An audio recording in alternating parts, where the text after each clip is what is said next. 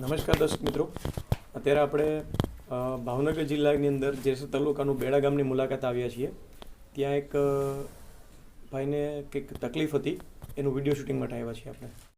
નમસ્કાર. રૂખડભાઈ ભીમાભાઈ મકવાણા. રૂખડભાઈ ભીમાભાઈ મકવાણા. રૂખડભાઈ, આપણા ગામનું નામ? ગામનું નામ બેડા. તાલુકો જિલ્લો? તાલુકો જેસર. અને જિલ્લો? જિલ્લો ભાવનગર. ત્યાં એક રૂખડભાઈ કરીને વ્યક્તિ છે, એના વિડીયો શૂટિંગ માટે આપણે આવેલા છીએ. તો રૂખડભાઈ, અમને જાણવા મળ્યું છે કે તમને કંઈક તકલીફ હતી. હા, તકલીફ હતી પહેલાં. શું તકલીફ હતી તમને? તકલીફ મગજ વયો જતો એવું છે. મગજ વયો ગયો હતો? ડાઉટ થઈ ગયો. મગજ ડાઉન થઈ ગયો હતો, એવી તકલીફ. એમાં તમને શું શું થતું? એમાં બીવાનું આવતું ને કંઈક ભાગવાનું આવે. તમને એમાં બીક લાગતી? કાંઈ ખાવાનું ભાવે નહીં. ખાવાનું ન ભાવતું? કાંઈ પણ કાંઈ ગોઠે નહીં. રાતનો ભાગી જતો. રાત્રે ઉઠીને ભાગી જતા? રાતના ભાગી જતા. માસી, એમને શું શું તકલીફ થતી? એ રાતના વયા જતા અને હુઈ રહેતા, ખાતા નહીં, સુઈ રહેતા? હુઈ રહેતા નકરા. ત્યાર પછી તમે એવું કહેતા હતા કે કોઈને એમને મારવાની બીક લાગતી? હા, શું હતું? બીક લાગતી. નામ જ લે કે ઓલા મારવા. હા, એવું જ કે એવી તકલીફ થતી એમને? હા. આ કોઈની ગાડી નીકળી તો ભ્યા લાગતી. કોઈની ગાડી નીકળી તો બીક લાગતી?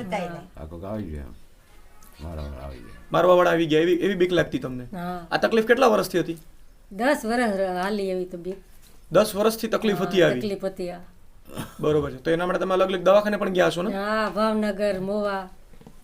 સૌથી પહેલા ક્યાં દવાખાને ગયા? ફાઇલ બતાવો તમે. મુવા જિંદાળાના. આ તમે ડોક્ટર મહેશભાઈ જિંજાળા છે, સાયક્રેટિસ્ટ ડોક્ટર, એમને ત્યાં તમે ગયા? હા, 2-3 વાર ગયા. પછી મોંઘું પડ્યું, પછી મિયા ભાવનગર. બરોબર છે. તમને આર્થિક રીતે મોંઘી પડતી હતી દવા, એટલે પછી તમે ક્યાં ગયા? સરકારી ભાવનગર. તો એ તમે સરકારી દવાખાને ભાવનગર ગયા. દવા લેવાથી તમને કેવું રહેતું? દવાથી એમ તો ઠીક રહેતું, ઊંઘ આવી જતી. ક્યાંની ટીકડી આવે ને પછી હા, એટલે ઊંઘની દવા આપતા, એટલે તમને નીંદર રહેતી, ઊંઘી રહેતા. એના લીધે ખાવું ભાવે ને એવું દવા આપતા. ખાવું ન ભાવે. ઘણા ટાઈમ લીધો.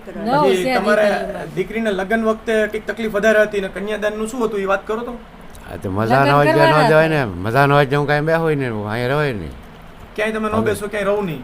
બધા લોકોને એવું લાગતું કે કન્યાદાનમાં તમે નહીં બેસી શકો. કોને બેહાડશું? એવું લાગતું. પછી મેં 2 છોકરીને લગ્ન કર્યા તો મારે બેઠા. એટલે આ દવાને લીધે તમે તમારી દીકરીનું કન્યાદાન પણ કરી શક્યા. બાકી કોઈને એવી આશા નહોતી કે તમે કરી શકશો. નહીં. તો બહુ સારું કહેવાય દાદા, બહુ સરસ, સારામાં સારું પરિણામ છે તમને ત્યાં. આહારો થઈ ગયો. હા, એમ નકર તો હું સળિયો રેડજી પણ. બરોબર છે. અત્યારે કોઈ તકલીફ નથી એમ ને? બરોબર છે. બાકી પેલા બધા લોકો દુખી હતા, બધા રડતા હતા? હા, બધાય રોતા. માય રોવા મળે, સોડી બજી રોવા મળે. તમે હમણાં વાત કરી કે આમ રાત્રે કુવા પાસે વયા ગયેલા, એ શું હતું? હતાયરા કરતા કવામાં પડી જાવ કે સંતાઈ જાવ એના કરતા કુવામાં પડી જાવ, એવી બીક લાગતી? એ બીક લાગે. મારી નાખશે. એના ભાઈઓ ગોતે ના બધા ત્યાં જો હે, ત્યાં જો હે. પછી તમે પેલી સિંહની વાત કરતા હતા, એ શું હતું? એ ભાઈ સિંહ રાતનો ભાગીને જોઈએ અમે ગયા આખો જાવ. માણસ તો ન હિમમાં બહુ એમ તો મેં હવે ભટકાણ આવી ગયા. હવે કરવું હું એમ. એટલે તમને એકવાર તમે સિંહમાં ભાગી ગયા ને ત્યાં તમને સિંહ ભટકાણા? ત્યાં તો 2-3 વાર એક વખત ભૂલના ભટકાણા. બરોબર છે. એટલે એવી બધી તકલીફ તમને હતી, છતાંય તમને કઈ? ક્યારેક ભાનમાં આવે છે, ક્યારેક બીજું જ દેખાય મારે. બરોબર છે. પછી તમારા અહીંયા ઘરે તમારા માજીને તમે વારે વારે રોડ પર મોકલતા, એ શું હતું? મારવા આવતા બધા. મારવા આવે છે એવું. હાલો કે તમે ના મારવા આવે મને. 92 દિન ઘરમાં કરી જતો. આમાં બરોબર છે. એટલે બહુ તકલીફ હતી તમને. બરોબર છે. ભાણું ભરતો નહીં, ખાવાનું કહે છે એટલે બહુ તકલીફમાં હતા ને અત્યારે તમને કમ્પ્લીટ સારું છે. એ માયલો અત્યારે કાંઈ તકલીફ નથી ને? મને કાંઈ નથી. હવે કાંઈ કે નહીં. તો ખેતી કામ કરો. બરોબર છે. હજી તમે ખુશ છો આ દવાથી? તમારા દીકરાને સારું થઈ ગયું, તમે રાજી છો? હા રાવલી હોય ને. અત્યારે કેવું છે તમને? ઘણા તો સારું છે. હવે એવું કંઈ બીવાનું એવું આવતું નથી. અત્યારે કોઈ તકલીફ આવતી નથી તમને? ક્યારેક તાવ આવી જાય તો સારું થઈ જાય.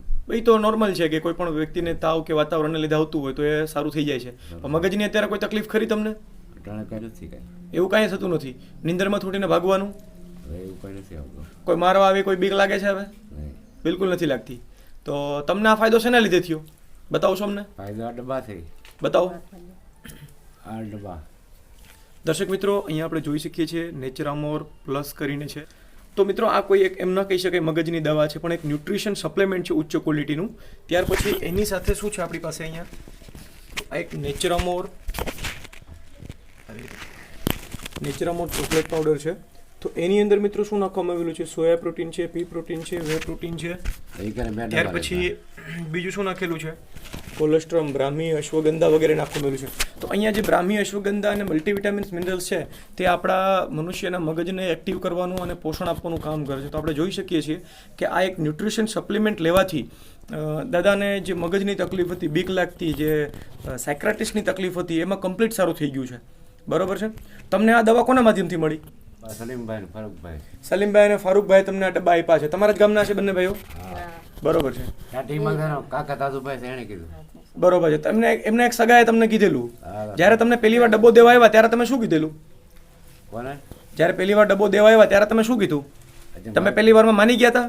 પૈસા ન તમે મારથી 1300 રૂપિયા ન થાય ને. એટલા બધા બરોબર છે. તમારાથી એટલા રૂપિયા ન થાય એમ તમે કરીને ના પાડી દેતા હતા. પૈસા વાવા દે ને કે એમ. બરોબર છે. એટલા બધા તમે ખર્ચાઈ ગયા હતા દવાખાનાની પાછળ. બરોબર છે. ત્યાર પછી તમે ડબ્બો લીધો. પછી દાદુભાઈ કે હું ખમાડી દો એમ. બરોબર છે. તોય એટલે પૈસા એ લોકો ન લીધા ને તમને ડબ્બો આપ્યો, એવી રીતે આપ્યો. તો બરોબર છે. એટલે કેટલા ડબ્બા અત્યાર સુધીમાં પીધા હશે તમે? 20 20-30 જેટલા ડબ્બા પીધા હશે. ડબલ બે લેતા જ દવા. બરોબર છે. લાલ ને ધોળો બે. એટલે આ બે ડબ્બો સાથે લેતા તમે. બરોબર છે ને? બે. તો આ દવા પીને તમને સારું છે? આમ આ સારું. બીજા લોકોને આવી તકલીફ હોય અને એમને આ દવા લેવી હોય તો તમે શું કહી શકો? અમે સારું થઈ ગયું મને. સારું થઈ તમારે લેવી તો લ્યો એમ. દવા હારી આવે. બરોબર છે. દર્શક મિત્રો તમે જોઈ શકો છો કે એક જે મગજની તકલીફવાળા વ્યક્તિ હતા કે જેમને લોકોથી બીક લાગતી, કોઈ આવશે મારશે એવી બીક લાગતી. બરોબર છે. રાત્રે નીંદરમાં તૂટીને ભાગી જતા. અત્યારે તમે એમના ચહેરાનો તેજ જોઈ શકો છો, અત્યારે એમની તમે રોનક જોઈ શકો છો અને અત્યારે જે પ્રમાણે વાત કરે છે તમે જોઈ શકો છો મિત્રો. તો આ છે નેચરામોર પાવડરની તાકાત. હવે સલીમભાઈ, ફારૂકભાઈ, તમારે શું કહેવાનું છે બાબતે? શરૂઆતમાં તો આપણને ખ્યાલ નહોતો કે આ તકલીફ છે, બરોબર. પછી મને એક બેન થકી કહેવામાં આવ્યું કે ભાઈ એના દીકરી છે, એને સફરજન છે, કાજુ બદામ છે, પિસ્તા છે, એવું બધું ખવડાવે છે. તો મને એવું થયું કે કદાચ શરીર નબળું હોવાને કારણે એને ખવડાવવામાં આવતા છે. તો પછી મેં કીધું ખોરાક માટે એક ઇઝી ડિટોક્સ આપણી આવે છે કંપનીની, નેટસર્ફ કંપનીની ઇઝી ડિટોક્સ આપવામાં આવી. મેં કીધું આનાથી જો તમને કોઈ ફરક લાગે પછી મને વાત કરજો.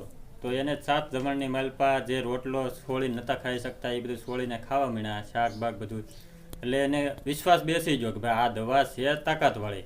પછી આપણે એને નેચરામોલ પ્લસ ચોકલેટી પાવડર આપ્યો અને એક ડબ્બો એક સાથે પી ગયા 1 મહિના દરમિયાન.